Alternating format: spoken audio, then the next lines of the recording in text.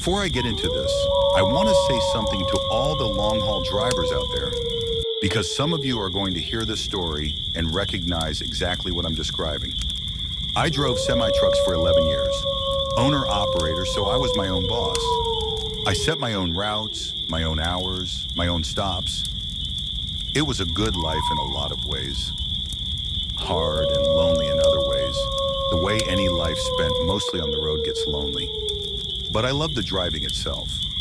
There's a kind of freedom in those long, empty highways at 3 in the morning that I've never found anywhere else.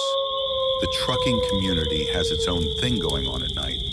The CB radio chatter, the little rituals of rest stops, the semi-secret knowledge of which truck stops have good showers and which ones to avoid, which way stations are aggressive and which ones wave you through. It's a culture, and when you're inside it, you feel taken care of by it. But there are times when you're genuinely alone.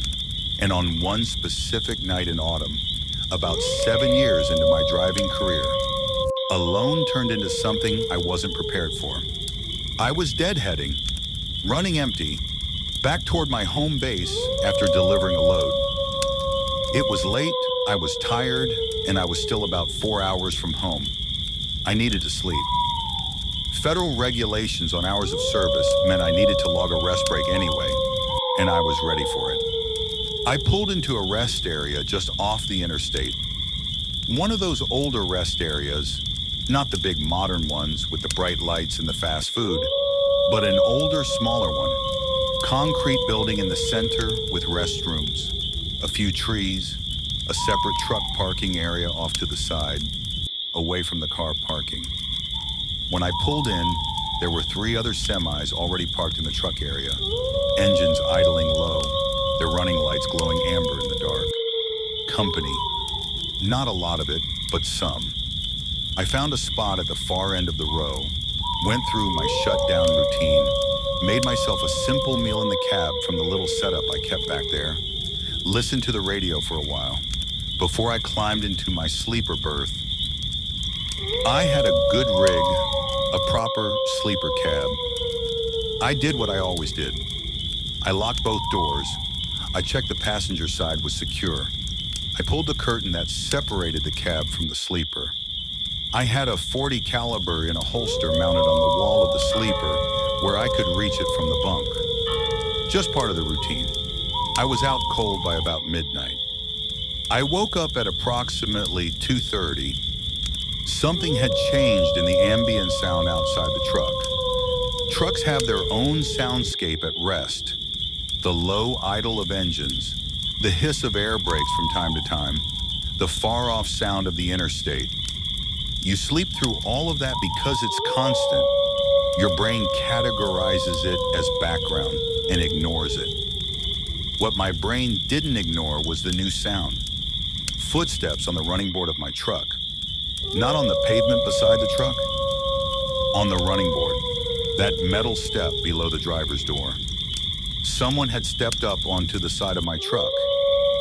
I was sitting up in the berth, fully awake, before I'd even processed it. My hand went to the holster. I held still and listened. Someone was right there, right outside the driver's door. I could hear them. The weight of a person on that running board. The sound of breathing, if I'm being honest. Though maybe I imagined that last part. Then the door handle. I have to tell you something about the door handles on a semi-truck cab. They're not like a car door handle. They're big and they take a deliberate, full hand grab to operate. And the sound they make when someone grabs them from outside is very specific and very unmistakable. Someone grabbed my driver's door handle. The door was locked. It held. But they pulled it twice, hard the second time, before releasing it. I pulled the curtain aside carefully and looked through the gap into the cab. Through the driver's side window, I could see, barely in the ambient light, the shape of a head. Someone looking in through the window, their face close to the glass. They were trying to see into the cab.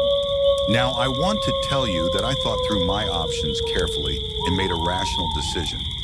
But what actually happened is that something in me went absolutely cold and decided this was ending right now. I moved into the driver's seat. The curtain gave me cover until I was all the way into the seat, and then I turned the interior lights on, killing any advantage they might have from my eyes being dark adjusted. I looked directly at the figure outside the window. A man, rough-looking, not dressed like a driver, no company shirt, no high-vis vest, just a dark jacket. He was staring at me, and when the light came on and I stared back, there was a moment, at just a fraction of a second, where neither of us moved. Then I held up the .40 so it was visible through the glass. I did not point it at him. I just held it up where he could see it clearly.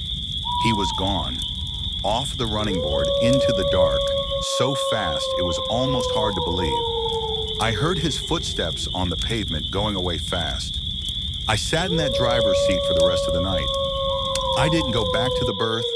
I sat upright in the driver's seat with the engine running, and I watched that parking lot until the sky got light and other drivers started moving around. When there was enough daylight and enough people moving, I went and knocked on the door of the rig parked closest to mine. An older driver, mid-50s, got out and listened to what I told him. He wasn't surprised. He was not surprised at all. He told me there had been a problem at this particular rest stop for a while. He said drivers had reported issues. He didn't say exactly what kind, but his face said enough. He said, "I never sleep at this one anymore. I drive the extra 40 miles to the Flying J." I called my dispatch, I called my wife, and then I reported it to the state police non-emergency line. They also were not entirely surprised, which I found infuriating and also terrifying. I drove 40 miles to the Flying J, parked in their bright, crowded, camera-monitored lot. Slept 3 hours, made it home by noon. I drove that route many more times after that. I never stopped at that rest area again, not once. Some places have a wrong feeling. I don't know how else to explain it. Experienced people, hunters, truckers, hikers, soldiers, they'll all tell you the same thing. There are places and moments where something in you says, "This is wrong, leave." That instinct kept us alive for 100,000 years before we had locks and phones and guns. It's still doing its job. Let it. Thank you for listening. If you like this story, please consider like, comment, and subscribe the channel.